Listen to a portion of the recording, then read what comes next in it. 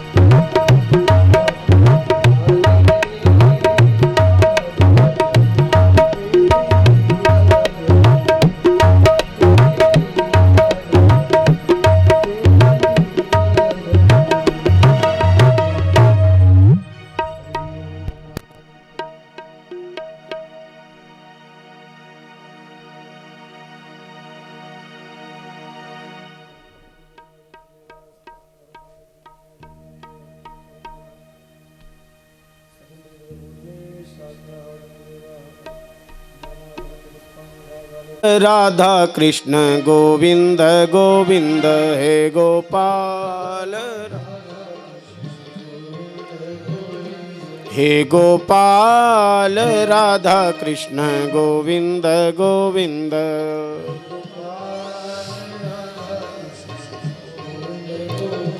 कृष्ण गोविंद गोविंद राधे गोविंद गोविंद कृष्ण गोविंद सभी बोले कृष्ण गोविंद गोविंद राधे गोविंद गोविंद कृष्ण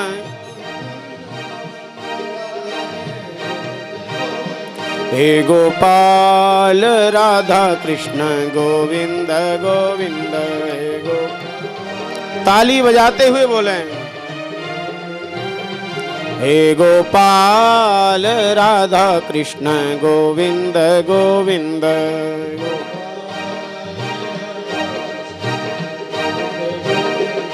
कृष्ण गोविंद गोविंद राधे गोविंद गोविंद कृष्ण गोविंद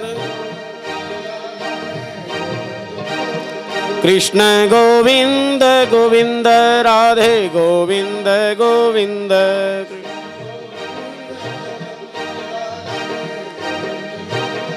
हे गोपाल राधा कृष्ण गोविंद गोविंद हे गोपाल हे गोपाल राधा कृष्ण गोविंद गोविंद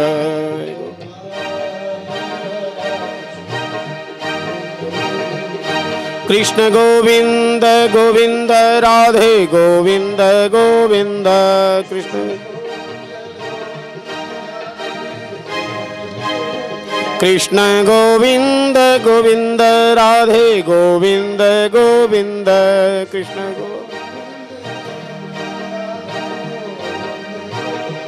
हे गोपाल राधा कृष्ण गोविंद गोविंद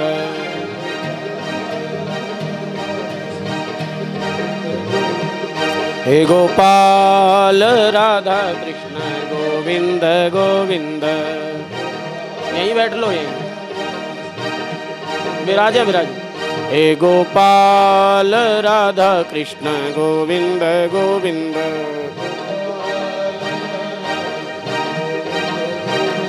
हे गोपाल राधा कृष्ण गोविंद गोविंद हे गोपाल राधा हे गोपाल राधा कृष्ण गोविंद गोविंद हे गोपाल राधा हे गोपाल राधा कृष्ण गोविंद गोविंद हे गोपाल राधा कृष्ण हे गोपाल राधा कृष्ण गोविंद गोविंद हे गोपाल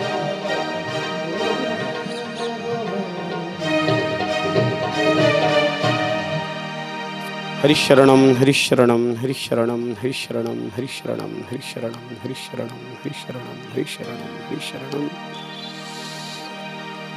अखिल कोटि ब्रह्मांड नायक परात्पर परब्रह्म परमात्मा असंख्येय कल्याण गुणगण निलय कल्याणैकतान परमानंद कंद चिन्मूर्ति दया सिंधु कृपा सिंधु वात्सल्य सिंधु शरणागत वत्सल अखिल हे अप्रत्यनीक भक्तवांछा कल्पतरु नंदनंदन यशोदानंद वर्धन ब्रजजन प्राण संत भक्त हृदय सार सर्वस्व हृदयेश्वर सर्वेश्वर प्राणेश्वर प्राणवल्लभ भगवान श्री कृष्ण की अहेतु की असीम अनुकंपा से भगवन नाम रूप लीला के परम रसिक श्रोता श्रेष्ठतम वक्ता आशुतोष अवडरदानी वैष्णव शिरोमणि हमारे राघवेंद्र प्रभु के भी आराध्य राघवेंद्र प्रभु को आराध्य मान रखा है जिन्होंने ऐसे भूत भावन भोलेनाथ भगवान शिव की भावमयी समुपस्थिति में भगवन नाम रूप लीला के परम रसिक श्रोता नामानुरागी कथानुरागी संत भक्तों के सदा सदा रक्षक अनंत बलवंत श्री हनुमंत लाल जी महाराज की भावमयी समुपस्थिति में वैष्णव संप्रदाय को प्रकाशित करने वाले इस अजब धाम के समस्त पूर्वाचार्यों की भावमयी समुपस्थिति में संपूर्ण क्षेत्र के ऊपर निरंतर निरंतर करुणा कृपा की वर्षा करने वाले हमारी प्रिया प्रीतम के चरणों में आज भी शाश्वत रूप से विराजमान श्री जय जय सरकार की चरण सन्निधि में अत्यंत सरल संत प्रेमी इस स्थान के अधिष्ठाता सद्गुरुनिष्ठा संपन्न श्री छोटे सरकार की चरण सन्निधि में उनकी पावन अध्यक्षता में माघ मास के पावन अवसर पर अपने समस्त पूर्वजों को कृतार्थ करने के लिए इस अजबधाम फतेहपुर के निवासी भक्त प्रवर श्री मुरारी लाल अग्रवाल जी, उनकी धर्म पत्नी, उनके सतपुत्र, उनकी समस्त पुत्रियां, उनके समस्त स्वजन और उनके गांव की पावन सन्निधि में, पावन उपस्थिति में यह श्रीमद् भागवत सप्ताह भक्ति ज्ञान यज्ञ चल रहा है। भगवान की कृपा करुणा से इस 7 दिवसीय सत्संग सत्र का आज द्वितीय दिन है। कल हम लोगों ने श्रीमद् भागवत के महात्म्य का श्रवण किया। अनादिकाल से वेद की ऋचाएं भगवान के गुणों का गायन करती हैं। गायन करते करते श्रमित होकर के न इति कह करके मौन हो जाती हैं।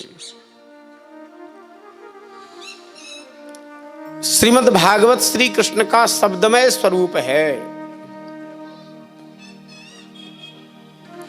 सम्यक महिमा को कोई गा नहीं सकता है, फिर भी यथामति यथा समय अपनी बुद्धि को श्रीमद् भागवत में लगाने के लिए हम लोग महात्मा की कथा कहते और सुनते हैं।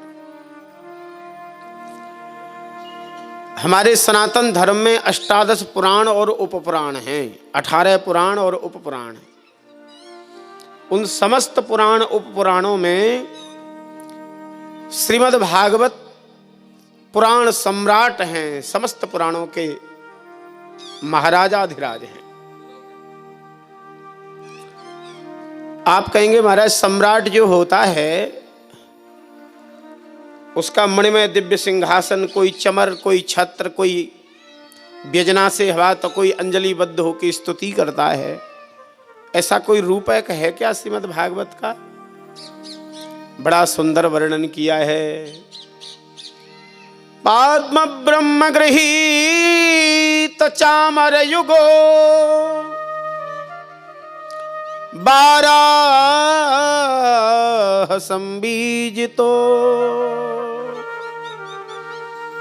ब्रह्मांडेन धृतात पत्रहस्तौ स्कंदादिभिः संस्तुतः श्रीमद्वैष्णवसेवितानुगमनः सर्वेष्टकामप्रदो श्रीमद्भागवतौ विधौ विजयते सम्राट पुराण प्रभु। इस श्लोक में श्रीमद् भागवत को पुराण सम्राट का दर्शन हो रहा है, दर्शन कराया गया है। श्रीमद् भागवत महापुराण दिव्य मणिमय सिंहासन के ऊपर जब विराजमान हुए तो पद्म पुराण और ब्रह्म पुराण ने श्रीमद् भागवत को चमर डुलाना प्रारंभ कर दिया। राजा को चमर डुलाया जाता है ना। 12 संबीज तो 12 पुराण ने बिजना से हवा करना चालू किया। ब्रह्मांडेन धृतात पत्र हस्तौ, ब्रह्मांड पुराण ने श्रीमद् भागवत के ऊपर छत्र लगा दिया। स्कंदादिभिः संस्तुतः। स्कंद पुराण श्रीमद् भागवत के सामने हाथ जोड़ के स्तुति करने लग गए। श्रीमद् भागवत से 4 से भी ज्यादा श्लोक हैं स्कंद पुराण में। श्रीमद् भागवत में 18,000 श्लोक, स्कंद पुराण में 81,100 श्लोक। 4 से ज्यादा हो गया ना। भागवत के सामने वह भी अंजलिबद्ध होकर स्तुति कर रहे हैं। एक निवेदन करें आपसे, कोई ज्यादा बड़ा व्यक्ति कहीं झुकता है और शरणापन्न होता है तो चर्चाएं ज्यादा होती हैं। भागवत में 18,000 श्लोक, उनमें 81,100, तो 4 से बड़ा हो गया कि नहीं? फिर भी स्तुति करते हैं भागवत के सामने। श्रीमद् वैष्णव सेवितानुगमनः, विष्णु पुराण, विष्णु धर्मोत्तर पुराण, वामन पुराण, नृसिंह पुराण, कूर्म पुराण, मत्स्य पुराण आदि श्रीमद् भागवत का अनुगमन करते हैं। जो भागवत में कहा है बहुत अच्छे, बहुत अच्छे, क्या कहना, क्या बात है, ऐसे ही करके पीछे पीछे अनुगमन करते हैं।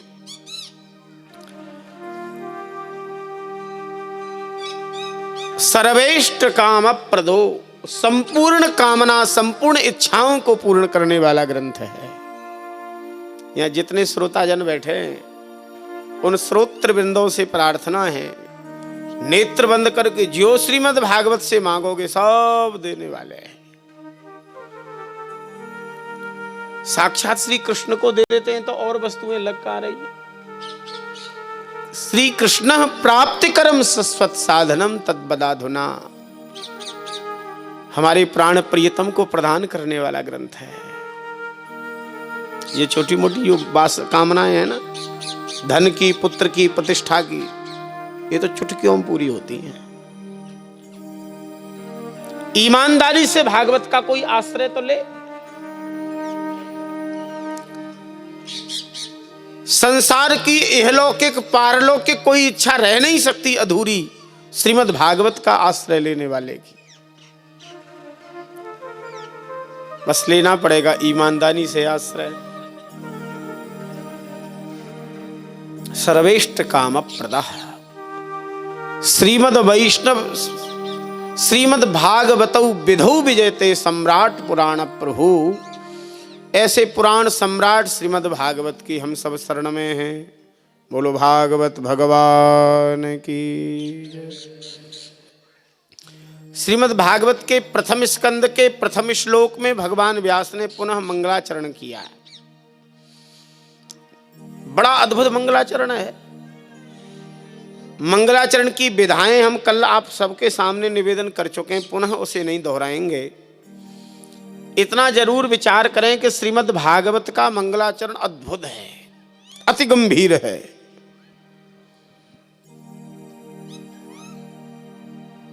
जो जितना गंभीर ग्रंथ होता है उसका मंगलाचरण उतना ही गंभीर होता है।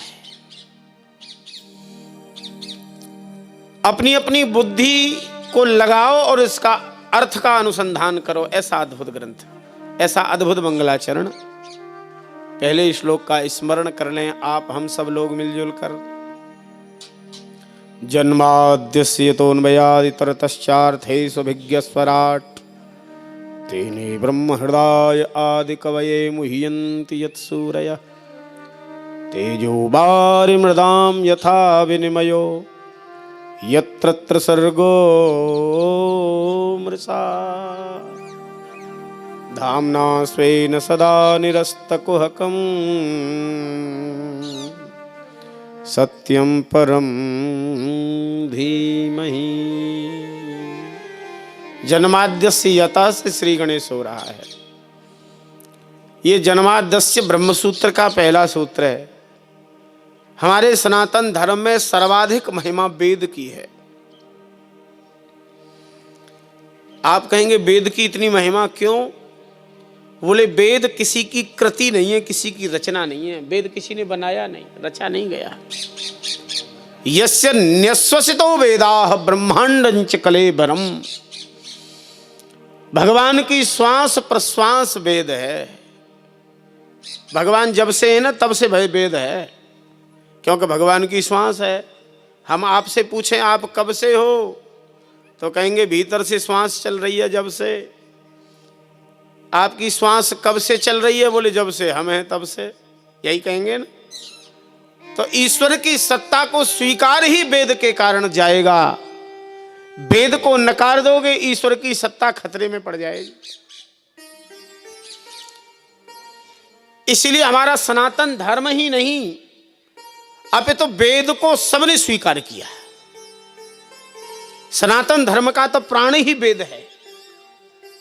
जिन लोगों का सनातन धर्म से कोई लेना देना नहीं है, जो पाश्चात्य सभ्यता का जीवन जीने वाले लोग हैं, वह भी हमारे वेद का आदर करते हैं, वेद का सम्मान करते हैं।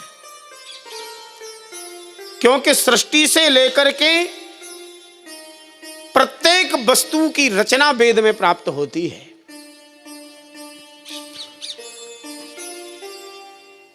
इसलिए सर्वाधिक महिमा वेद की है।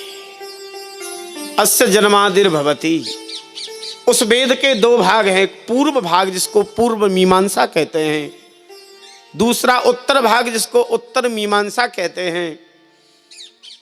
पूर्व भाग में कर्मकांड, उत्तर भाग में ब्रह्मसूत्र और वेदांत है।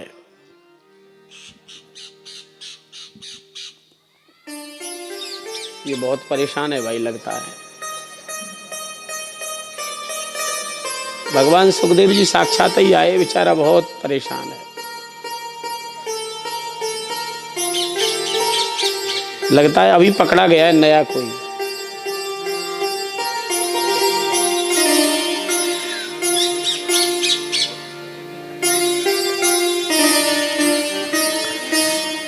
नारायण हरि।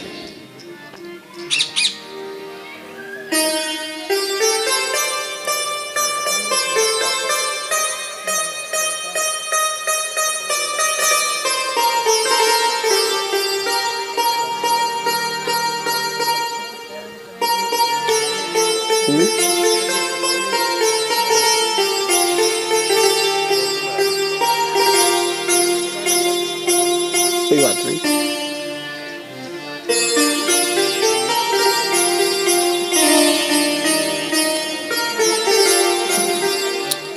नारायण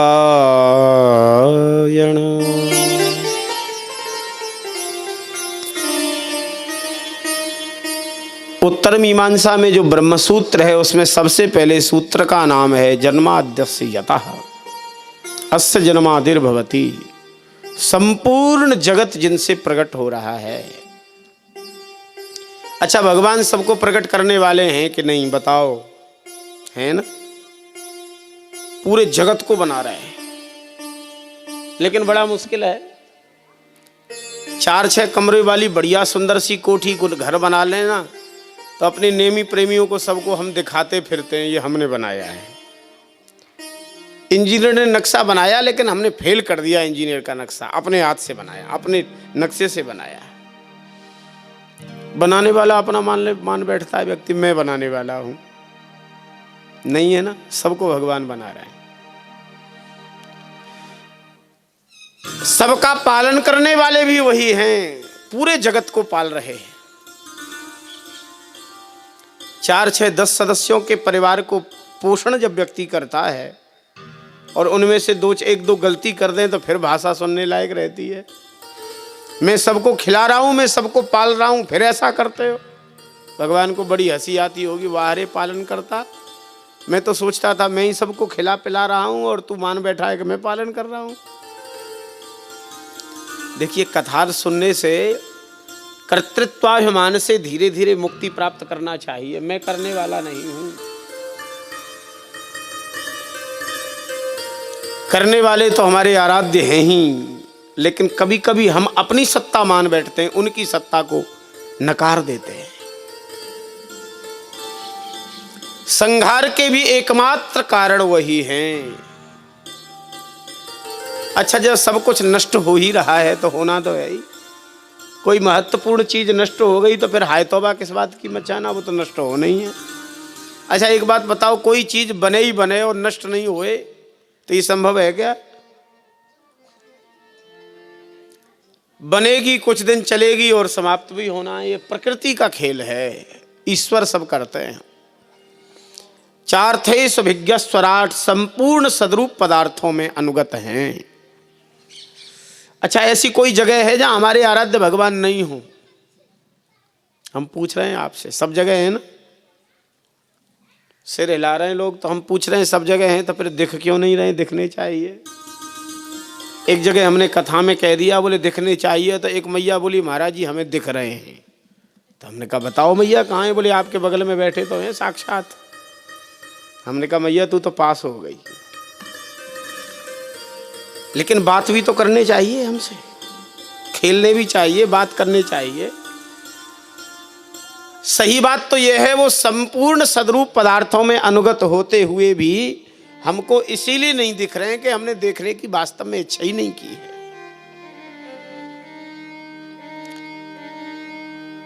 आप कहेंगे इच्छा कर लें तो मिल जाएंगे, हम कहते हैं पूरी तरह से मिल जाएंगे, एकदम सामने ऐसे प्रकट हो जाएंगे जैसे हम आपके सामने बैठे हैं, आपका प्रेमी कोई आपके बगल में बैठा है, ऐसे प्रकट हो जाएंगे।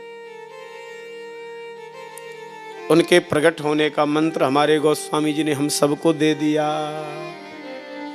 हरि व्यापक सर्वत्र समाना, हरि व्यापक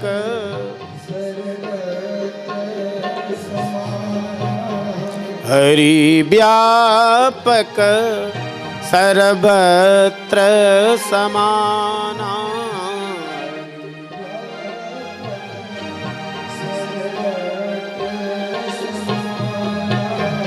प्रेमात प्रगट होहि में जाना,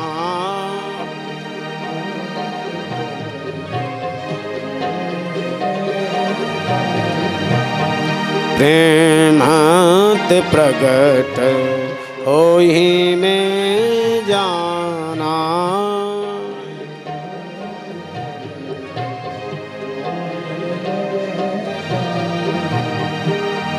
हरि व्यापक हैं, सर्वत्र हैं, समान हैं, बस थोड़ा प्रेम करो प्रकट हो जाएंगे। चार्थे सभिज्ञः स्वराट, सर्वतंत्र स्वतंत्र हैं, जिन्होंने हृदय के संकल्प से ब्रह्मा जी को वेदों का ज्ञान दिया। तेने ब्रह्म हृदय आदि कवये मुह्यन्ति यत् सूरयः,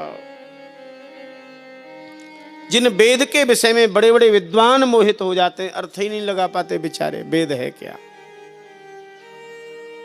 और एक निवेदन करें, अपनी बुद्धि के प्रभाव से वेद के शब्दों को कोई भले ही याद कर ले, वेदार्थ को जान पाना बड़ा कठिन है। आपके क्षेत्र में प्रसिद्ध है कि नहीं हमें नहीं पता, लोग कहते हैं कि रावण बड़ा भारी वेदों का विद्वान था। यहां भी ऐसी प्रसिद्धि है क्या? लोग कहते तो हैं, हमारे यजमान जी बता रहे हैं कि प्रसिद्धि है। तो रावण जब वेदों का विद्वान था तो वेद के दिव्य तत्व, वेद्य तत्व श्री राम सामने हैं, पहचान ही नहीं रहा है। भाई जब वेद का ज्ञान है तो वेद तो राम जी का गुणगान करता है, तो पहचानना चाहिए। कदाचित कोई कहे कि कुछ वाक्यों में रावण ने ये सिद्ध कर दिया कि रावण ने राम जी को पहचाना था। खरदूषण का जब वध हुआ तो रावण को पता चला तो उसने कह डाला, खरदूषण मो सम बलवंता, तिन्हि की मारे बिनु भगवंता। इससे सिद्ध हो गया कि रावण को भी पता था कि राम जी हैं, त्रिभुवन के मालिक हैं। लेकिन विचार करने पर यह लगता है कि उसने पहचानने के बाद में भी कुछ नहीं पहचाना, क्योंकि सिद्धांत तो है जाने बिनु न होय परतीति, बिनु परतीति हो ही नहीं प्रीति, प्रीति बिना नहीं भक्ति दृढ़ाई, जिमि खगेश जल के चिकनाई। जानने के बाद में प्रेम होता है, न कि झगड़ा और लड़ाई। उसने जानने के बाद में भी कुछ नहीं जाना। क्यों? बोले बुद्धि के प्रभाव से वेद के शब्दों को तो याद किया, भगवत अनुग्रह का अभाव था तो वेदार्थ को, वेद के तत्व को नहीं जान सका। और भगवान की अनुग्रह कृपा होए ना, तो स्कूल का मुख भी नहीं देखा हो, वेद के सार को बोले, सार को।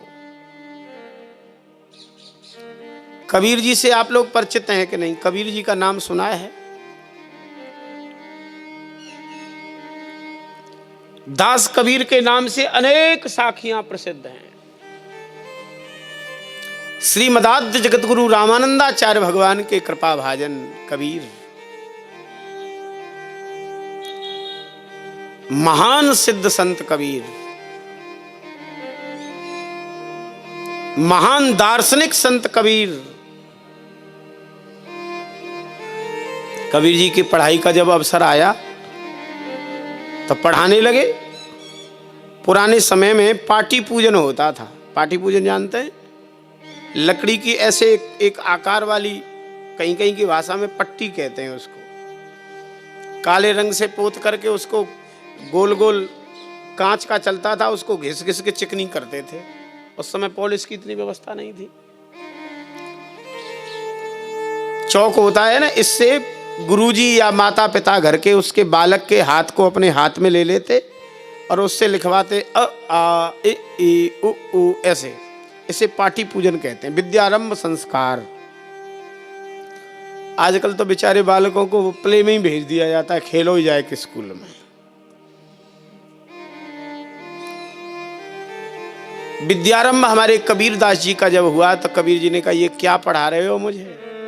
मैं ये पढ़ाई पढ़ने आया ही नहीं हूं।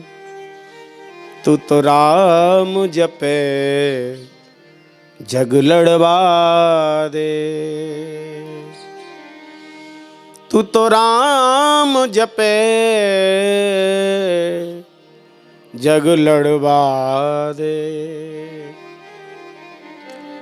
कोरा कागज काली स्याही, कोरा कागज काली स्याही, लिखत पढ़त वाकू पढ़वा दे। तू तो राम जपे जग लड़वा दे। कोरे कागज को काली स्याही से न जाने कितने लोगों ने भर डाला। क्या पंडित भये? पोथी पढ़ पढ़ जगमुआ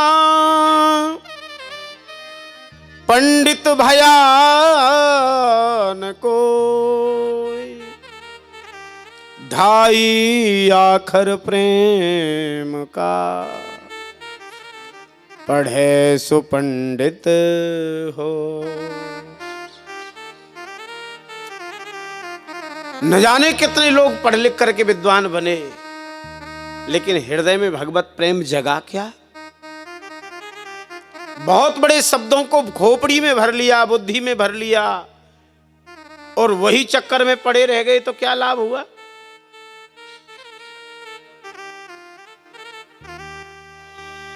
एक पंडित जी वेदांत पढ़ाते थे, ब्रह्मसूत्र, अद्वैत शांकर भाष्य, अद्वैत वेदांत। उनकी भोली भाली बिना पढ़ी लिखी पत्नी एक दिन पीछे बैठ करके सुन रही थी उनके वेदांत को, ब्रह्म की चर्चा, भारी सुंदर चर्चा। संपूर्ण जगत को नश्वर बता रहे थे। बहुत अच्छा वक्तव्य था उनका, विद्यार्थियों को पढ़ा रहे थे। पंडितानी ने सोचा कि इतने दिन हो गए मेरे पति को पढ़ाते पढ़ाते वेदांत, ब्रह्मसूत्र, ब्रह्म का चिंतन, जीव का, माया का, देखती हूं कि इनका ज्ञान थोड़ा बहुत इनके भीतर है कि ऐसे ही वक्तव्य है। श्रीमती जी ने दाल सब्जी में नमक ही नहीं डाला। आज थाल सजा के सामने रखा, जैसे ही महाराज एक ग्रास पाया, बौखला गए पंडित जी। क्या हो गया तुझे? नमक नहीं डाला, इसमें स्वाद नहीं है बिल्कुल, न दाल में न सब्जी में। पंडितानी ने हाथ जोड़ के हंस के कहा कि स्वामी, मैंने तो आपके वेदांत के प्रवचन को सुनकर के समझा कि आपको ब्रह्म में स्वाद आने लग गया होगा, लेकिन मुझे अब पता चला है अभी भी आप दाल और सब्जी के ही स्वाद को देख रहे हैं, ब्रह्म में आपको कोई स्वाद आया नहीं है। इतना सुनना था कि उनको स्तब्ध जैसे हो गए। देवी बोलो, बिल्कुल ठीक कहा तुमने, मेरी बुद्धि ने कंठस्थ कर लिया, मेरे हृदयस्थ तो हुआ ही नहीं वो ज्ञान। हृदयस्थ ज्ञान होगा खूब नाम की साधना करने पर, चलते फिरते उठते बैठते खाते पीते अहर्निश भगवान नाम का आश्रय लेने से अंदर की मेधा जगेगी, प्रियतम में दिव्य प्रेम प्रकट होगा। चार्थैस विज्ञ स्वराट तेरे ब्रह्म हृदय आदि कवय मुह्यंत यत सूरयः तेजो बार मृदाम यथा विनिमयो यत्र सर्गो मृषा। सूर्य की तेज किरणों से मारवाड़ के रेत में जब किरण पड़ती है, चमचमाता हुआ रेत जल प्रतीत होने लग जाता है। वहां के मृगों को प्यास में व्याकुल होकर के मृग दौड़ते हैं, लेकिन वहां पानी दिखता है लेकिन रहता नहीं है। दौड़ते दौड़ते बेचारे प्राण त्याग देते। ये हम सबके संग में हो रहा है। कई बार ऐसा लगता है कि अमुक कार्य पूरा होने पर हम सुखी निश्चित हो जाएंगे, काम भी पूरा हो गया फिर भी हम सुखी नहीं हुए। अच्छा, सुखी होना चाहते हैं ना? सुखी होने का केवल एक ही रास्ता, एक ही जगह है, हमारे आराध्य भगवान के चरण। गोस्वामी जी कहते हैं, सुखी मीन जेहि नीर अगाधा, सुखी मीन जहाँ नीर, सुखी मीन जेहि नीर अगाधा, सुखी न जहानी जिमि हरि शरण एक बाधा।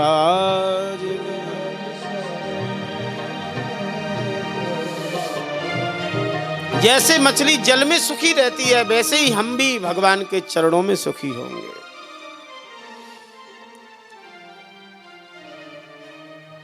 यत्र सर्गो मृषा, जागृत स्वप्न सुसुप्ति सतोगुण रजोगुण तमोगुण, इन तीनों से जो अतीत त्रिगुणातीत हैं, ऐसे उन परम सत्य भगवान की हम सब वंदना करते हैं। दूसरे श्लोक में अनुबंध चतुष्टय का निरूपण किया है। अधिकारी च संबंधः विषयस्य प्रयोजनम।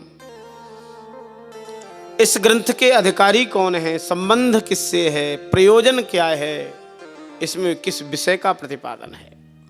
चारों वस्तुओं का दर्शन एक श्लोक में हो रहा है, थोड़ा ध्यान से सुनेंगे। धर्मः प्रोज्झित केतवोत्र परमो निर्मत्सराणां शताम्, वेद्यं वास्तवमत्र वस्तु शिवदं तापत्रयोन्मूलनम्। श्रीमद्भागवते महामुनिकृते किं वा परैरीश्वरः, सद्यो हृद्यवरुध्यते त्रिकृतिभिः शुश्रूषुभिस्तत्क्षणात्। श्रीमद् भागवत में उज्जित कैतव धर्म का निरूपण है। उज्जित माने निष्काम और प्रोज्जित माने परम निष्काम। कैतव माने निष्कपट, निष्कपट निष्काम परम धर्म का निरूपण। आप कहेंगे धर्म में भी कोई कपट होता है क्या? धर्म में कपट होती है सकामताएं, इच्छाएं। अच्छा, जितना हम धर्माचरण नहीं करते उससे ज्यादा हम भगवान के प्रति इच्छा रखते हैं। एक बात आप सबसे पूछें, हमारे भगवान ने हमें दिया नहीं है क्या? उन्होंने देने में अगर कोई कसर छोड़ी होती तो ठीक है भैया, मांग लेते आप। ये जो आपका सुंदर शरीर है ना, भगवान की कृपा का परिणाम है। हमारी कोई योग्यता नहीं थी कि ऐसा सुंदर शरीर मिल जाए।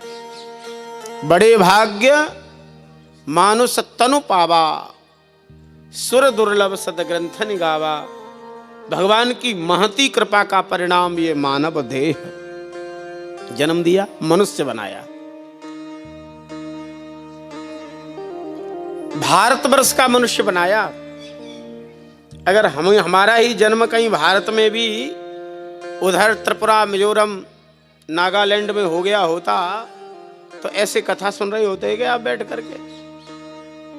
विदेशों की बात तो छोड़ दो, हमारे भारत में ही ऐसे क्षेत्र हैं जहां पर लोग जानते ही नहीं धर्म क्या होता है। धर्म प्रधान मध्योत्तर भारत में जन्म दिया। और कितनी बड़ी कृपा हमारे आराध्य भगवान की किस भयंकर कलिकाल में सच्चे संतों का मिलना कितना दुर्लभ है। ऐसे जय जय सरकार के सानिध्य में हम को आने का अवसर मिला, ये भी भगवान की कृपा है। भगवान की प्रत्यक्ष कृपा का ये परिणाम है। अब मोहि भा भरोसा हनुमंता, बिनु हरि कृपा मिल ही नहीं संता। ये कृपा हो गई। रहने के लिए जमीन दी भगवान ने। अच्छा, ये जमीन भगवान की बनाई हुई है कि नहीं? और सबको दे रखी है कि नहीं रहने के लिए? हमारी बुद्धि विवेक थोड़ा सा गड़बड़ा जाता है। लोग सोचते हैं किसी तहसील में खसरा खतौनी में हमारा नाम अंकित होना चाहिए, तब माने जाएंगे कि हम जमीन के मालिक हैं। यहाँ किसान लोग बैठे हैं, किसी का 1-2 हजार एकड़ में नाम अंकित होए तो रहेगा तो जितनी जमीन पे आप बैठे उतनी पे बैठेगा कि और लंबी पे बैठेगा? अच्छा, किसी का 1 इंच जमीन पर कहीं खसरा खतौनी में नाम अंकित नहीं हो, 1 इंच पे भी, न किसी नगर निगम में, न किसी नगर पालिका, न नगर पंचायत, न किसी ग्राम पंचायत, न किसी तहसील में नाम अंकित हो। जमीन पे ही रखोगे उसको कि भगा दोगे? रहेगा तो वो भी जमीन पे ही ना। भगवान ने भूमि रहने के लिए दी, जल पीने को दिया, अन्न खाने को दिया, सुंदर सब कुछ भगवान ने दे ही दिया। लेकिन हमारी बिगड़ी आदत फिर भी हम मांगे चले जा रहे हैं। हंसी तो कभी कभी जब आती है जब 2 पैसे की अगरबत्ती जला करके भगवान को लंबी लिस्ट सौंपते हैं हम लोग। 2 पैसे की अगरबत्ती घुमाएंगे और लिस्ट सौंपते हुए कहेंगे सुख संपत्ति घर आवे। आगे क्या है? सब मांगते हैं लेकिन संकोच में पड़ रहे हैं। सुख भी दे दो, संपत्ति भी दे दो, और बीमारी को भी राम जी आप ही ले लो, हम ठीक हो जाएं। हमारे राम जी सोचते होंगे कि भैया ये 2 पैसे के अगरबत्ती में इतना मांग रहा है, न जलावे सोई अच्छा है हमारे सामने। फिर तो बहुत दिया, बहुत दिया, बहुत दिया, और दे ही रहे हैं, सदा दे रहे हैं, फिर भी हम भगवान से मांगे ही चले जा रहे हैं। अच्छा, एक बात और बताओ, कोई ज्यादा मांगने वाले से खुश रहता है क्या? कोई कितना भी उदार हो, मांगने पर 1 बार देगा, 2 बार देगा, बार बार थोड़ी देगा। फिर भी अगर कोई बार बार मांगेगा और संकोची व्यक्ति का देने की आदत और स्वभाव होगा तो लोग कहेंगे अरे भाई इसकी तो बिगड़ी भई आदत है, जब देखो जब ही मांगने लगा, नजर बचाएगा, नजर चुराएगा। इसलिए मांगना बहुत उत्तम नहीं है। जितना हमारे प्राण सर्वस्व भगवान ने आप हम सबको दे दिया, उसी का तो शुक्रिया करो कम से कम। नहीं करते हम लोग। 1 गिलास पानी कोई देता है ना अपरिचित व्यक्ति, तो पानी पीने के बाद उसको कहते हैं धन्यवाद। और हमारे भगवान ने सब कुछ दे दिया, फिर भी नहीं कह रहे हैं भैया कहते बहुत दिया। मुझे तुमने दाता बहुत दिया है, तेरा शुक्रिया है, तेरा शुक्रिया। तुमने तुम दाता बहुत कुछ दिया है, तेरा शुक्रिया है, तेरा शुक्रिया।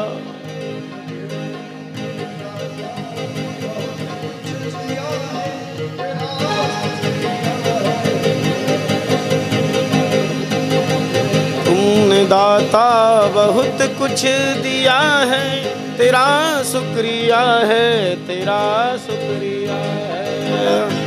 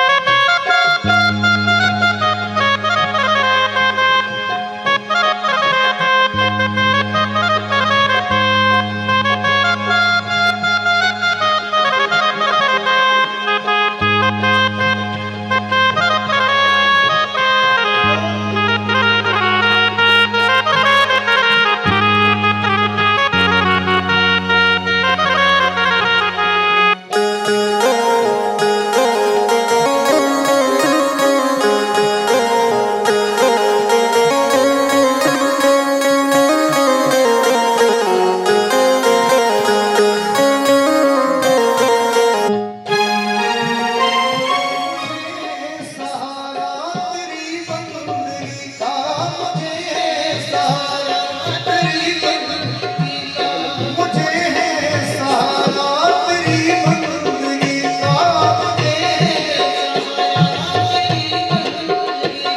है जिस पर गुजारा मेरी जिंदगी का, है जिस पर गुजारा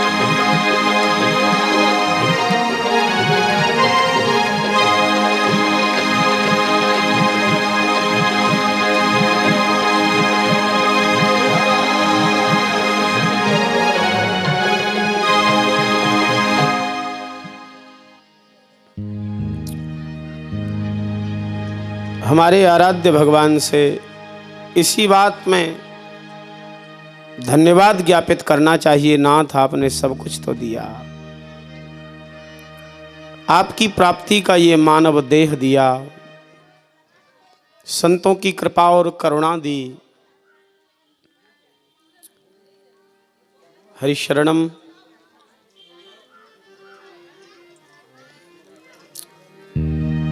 कष्ट तो नहीं लगेगा, नीचे कुर्सी पे बैठो।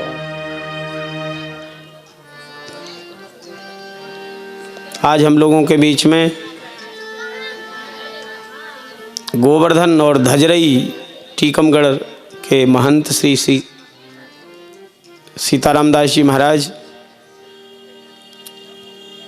अब संतों का प्रारंभ हो गया आज से ही। आज श्री सीताराम दास जी महाराज का दर्शन हो रहा है।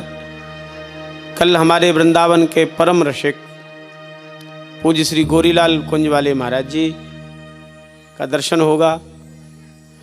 छोटे सरकार की संतों में ऐसी प्रीति है कि उनके प्रेम के कारण महात्मा लोग खींचे चले जाते हैं। नारायण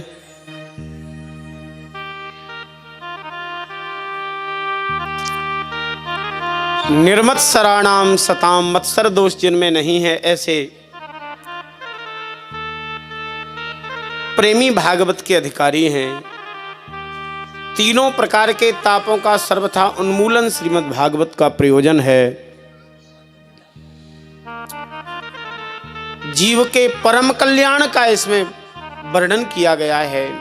निष्कर्म्यमाविष्कृतम, निष्कामता का आविष्कार करने वाला दिव्य भगवत प्रेम में इसमें विषय है। जो श्रीमद् भागवत के केवल सुनने के इच्छुक हैं, अभी सुनने की इच्छा ही भर की है, सद्यो हृदयवरुद्ध तेत्रकृत भी शुश्रूष विस्तत क्षणात्, उनके हृदय में हमारे हृदयेश्वर भगवान आकर के विराजमान हो जाते हैं, बैठ जाते हैं। निगम कल्पतरोर्गलितं फलं शुकमुखादमृतद्रव संयुतं पिबत भागवतं रसमालयं मुहुरहो रसिका भुवि भावुका। श्रीमद् भागवत वेदरूपी कल्पवृक्ष का परिपक्व फल है। इसमें छिलका गुठली कुछ भी नहीं है, रस ही रस है। इस दिव्य रसी रस श्रीमद् भागवत को आलयम पिब, मोक्ष पर्यंतम श्रीमद् भागवतम रसम पिब, जब तक मुक्ति न हो जाए तब तक कहते सुनते रहें, पीते रहें। कुछ संत तो कहते हैं भागवत के रस में जब तक डूब न जाए, जब तक कहते सुनते रहें।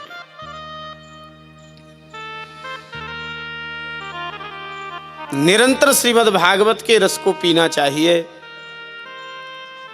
आगे कथानक का विस्तार किया। नेमिषे निमषक क्षेत्रे ऋषयः शौनकादय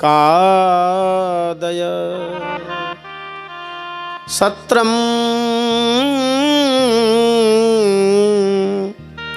स्वर्गाय लोकाय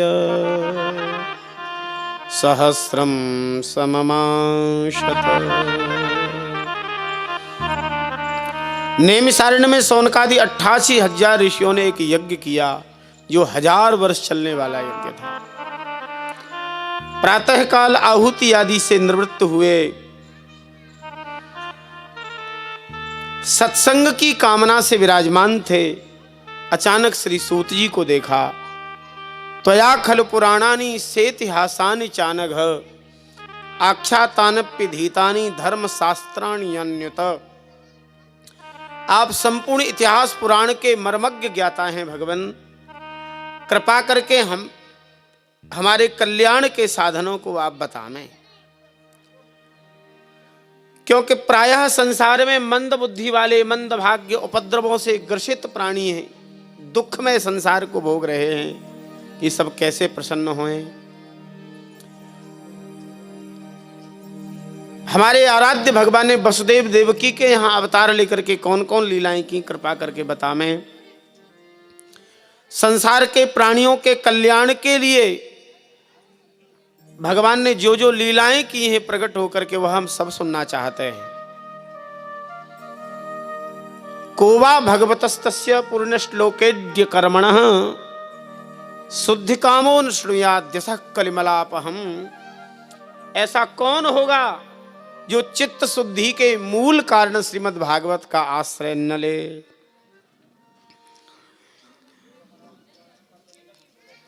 भगवान ने कौन कौन अवतार लिए हम जानना चाहते हैं। श्रीमद् भागवत की रचना कब हुई यह भी हमें कृपा करके बताइए। सुखदेव जी जन्म लेते ही चले गए थे, फिर भागवत सुनाने के लिए कैसे लौटे? परीक्षित जी महाराज की युवावस्था थी, फिर सब कुछ त्याग करके गंगा किनारे क्यों पहुंचे? भगवान ने जब अपनी लीला का संवरण कर लिया तो धर्म किसकी शरण में गया, यह सब हम जानना चाहते हैं। श्री सूत जी महाराज ने अपने गुरुदेव सुखदेव जी का स्मरण किया। तम व्यास सून मुपयामि गुरु मुनीनाम, और कहा महात्माओं सबसे पहले अपने कर्तव्य का स्मरण करो, हमें क्या करना चाहिए। मुनया साधु पृष्ठो हम भवद्भिर्लोक मंगलम यत्कृतः कृष्ण संप्रश्नो येनात्मा संप्रसीदति येनात्मा सुप्रसीदति। मनुष्य का परम धर्म परम कर्तव्य ही है कि वो अधोक्षज भगवान को प्रसन्न कर ले। अब प्रश्न होता है कि भगवान प्रसन्न होंगे कैसे।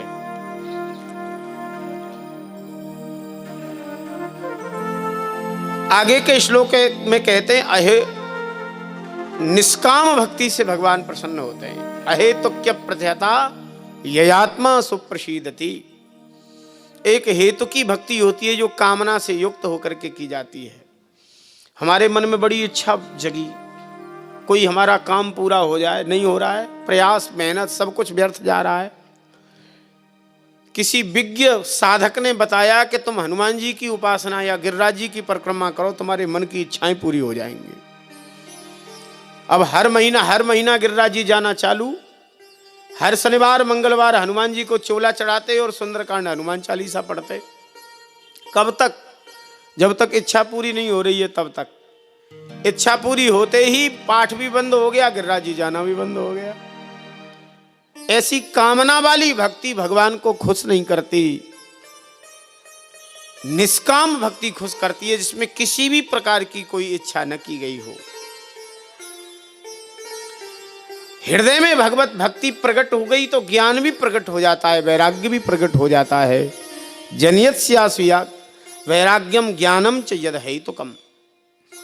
इसलिए भगवत प्रेम भक्ति को छोड़ करके और किसी साधन में लगना वैसे ही मानिए जैसे धान कूट करके चावल निकालने वाले ने निकाल लिया और कम बुद्धि का व्यक्ति भूसी कूटे। किसी ने पूछा क्यों कूट रहे हो भैया भूसी? बोले चावल मिल जाए इसीलिए। भले आदमी चावल तो इसमें से पहले ही निकाल लिया, 1000 साल भी भूसी कूटोगे नहीं मिलेगा चावल।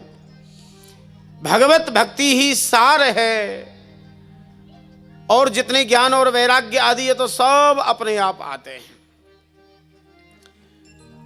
यहां कृषक किसान बैठे हैं, हम आपसे पूछते हैं खेती गेहूं के लिए करते हो कि भूसा के लिए करते हो?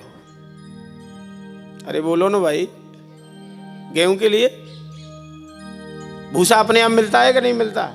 कोई कहे कि हमें भूसा की जरूरत नहीं है, लेकिन तुम्हें भले ही जरूरत नहीं है, मिलेगा वो तो।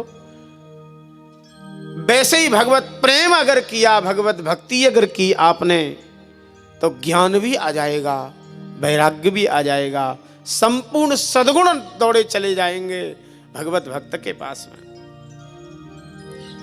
4 प्रकार के पुरुषार्थों के स्वरूप को बताया। धर्मस्य ह्याप वर्गस्य नार्थोत्थायोपकल्पते, नार्थस्य धर्मैकान्तस्य कामो लाभाय हि स्मृतः, कामस्य इंद्रिय प्रीति लाभो जीवेत यावता, जीवस्य तत्व जिज्ञासा नार्थो यश्चेय कर्म भी।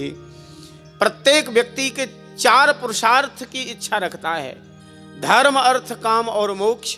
लेकिन भ्रम में पड़ जाता है व्यक्ति को, यही पता नहीं है कि इनका वास्तविक आशय क्या है। धर्म का प्रयोजन अर्थ मानते हैं ज्यादातर लोग, और कहते हैं बोले महाराज जी जब से हमने गिरिराज जी जाना चालू किया, जब से हमने कुछ धर्म पुण्य चालू किया तो खूब भगवान ने दिया। अरे राम जी, धर्मशील पर तो भगवान देते हैं, इसमें कोई संदेह नहीं है, लेकिन उस धर्म का फल केवल धन नहीं है। धर्माचरण का फल भगवत प्रेम है, भगवत प्राप्ति है, मोक्ष है, संसार बंधन से छूटना है। धर्म का फल काम नहीं है, धर्म का फल मोक्ष है। अर्थ का फल धर्म है।